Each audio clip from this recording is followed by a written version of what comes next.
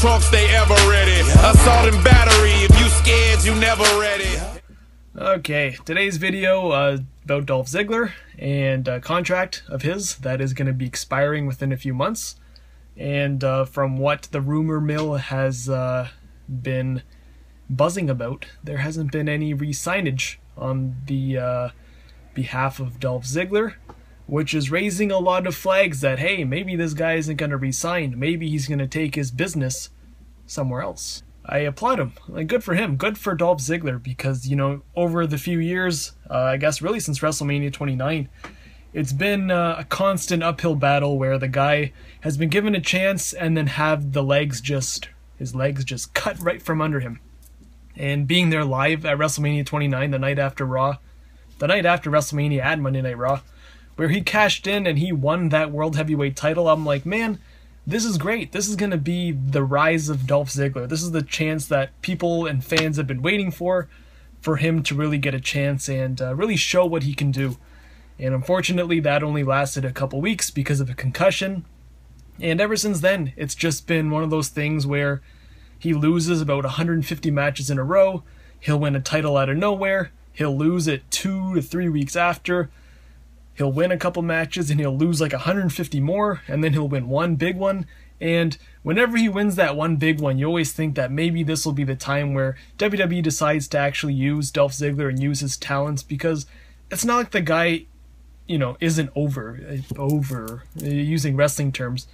The crowd cares about him, and he's one of those guys that, like Daniel Bryan, the crowd is stuck behind. It's just a matter of WWE doing the unthinkable and pulling the trigger on him.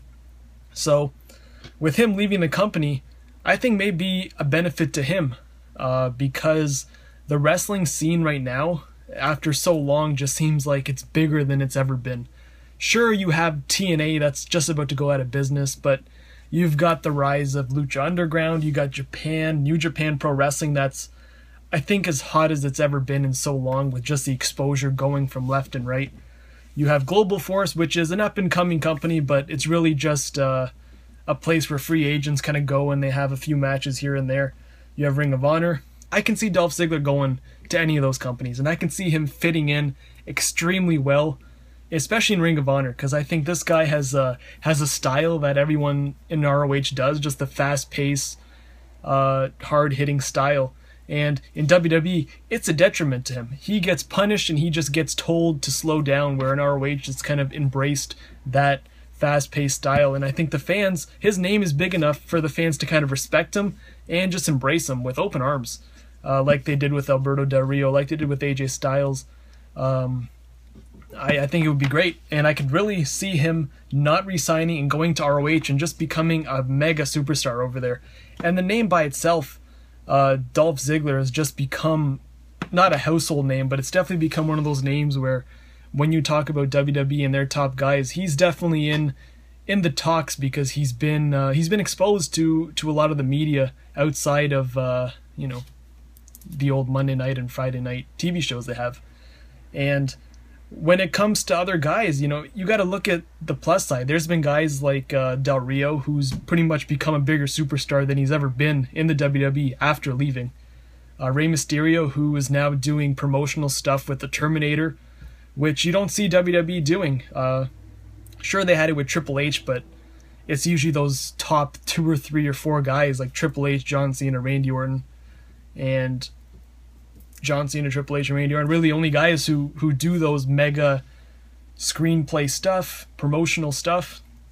You never really saw any mid-carder or whatever kind of guys doing stuff like that. And you go to Mexico, Rey Mysterio's on the cover of everything, Del Rio's on the face of everything, and it's just life after WWE is not so bad as it would have used to be.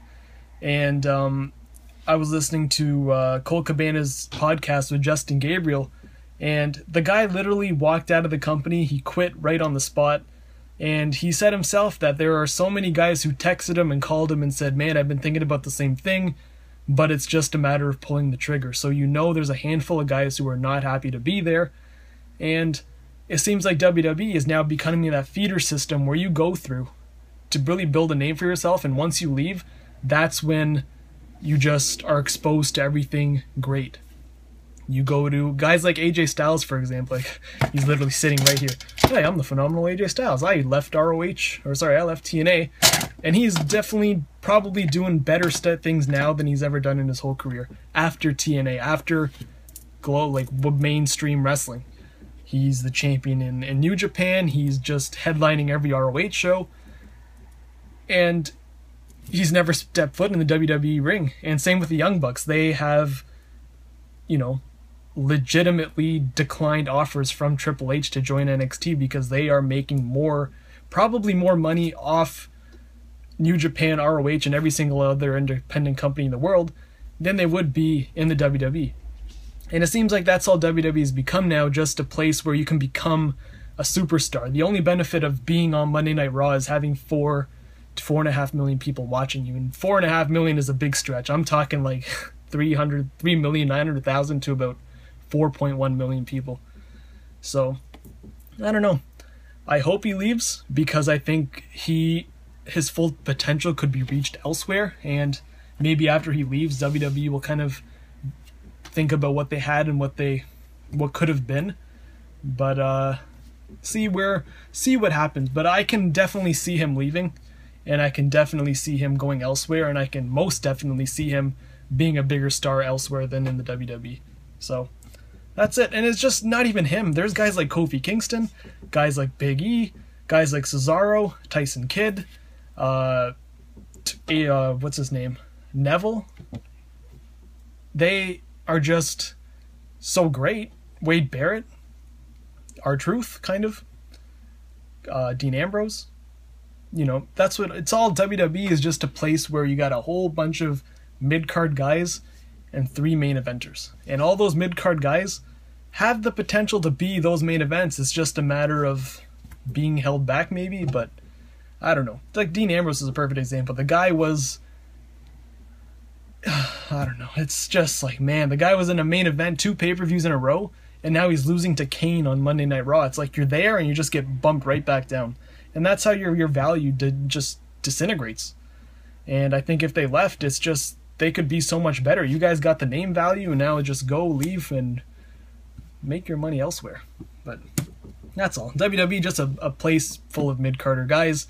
Leave, go somewhere else, make a lot of money, and don't look back. Is my advice to them. But that's all. I'll see you guys in the next video.